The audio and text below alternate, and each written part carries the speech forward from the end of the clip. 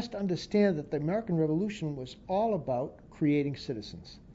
Up to that moment, we were subjects of His Majesty the King George III. We were subjects. Think of that word, subjection. And suddenly, when you become a republic, you're a citizen.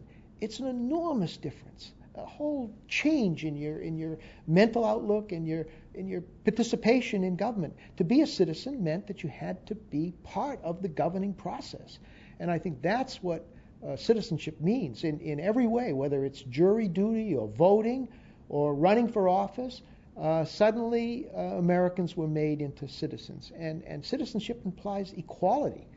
There has to be, you all have to be equal, which is what created the problem with blacks and with Indians.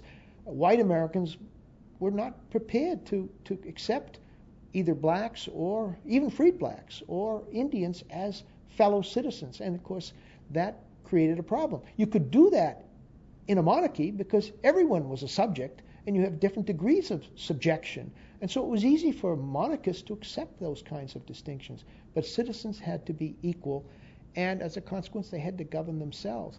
But the responsibility is very great. And we can see around the world today, once you remove authoritarian governments, like Saddam Hussein's Iraq or Tito in Yugoslavia, suddenly some of these states fall apart because the citizens, as the 18th century would say, lacked virtue, lacked the capacity to give up their selfish interests for the sake of the common good. And that's why citizenship or republicanism was such an experiment. It was a delicate polity. It could easily fail because so much was required of the people who are citizens. I think American history has always been a tug of competing forces and interest groups. It's not clear that the present is worse than, it's certainly not worse than, say, the 1790s, where partisanship was really crucial and people called each other names that simply would not be used today. So there have been various times in our history where partisanship has become more acute, and there's no doubt that there's always that sense that we're going to fall apart.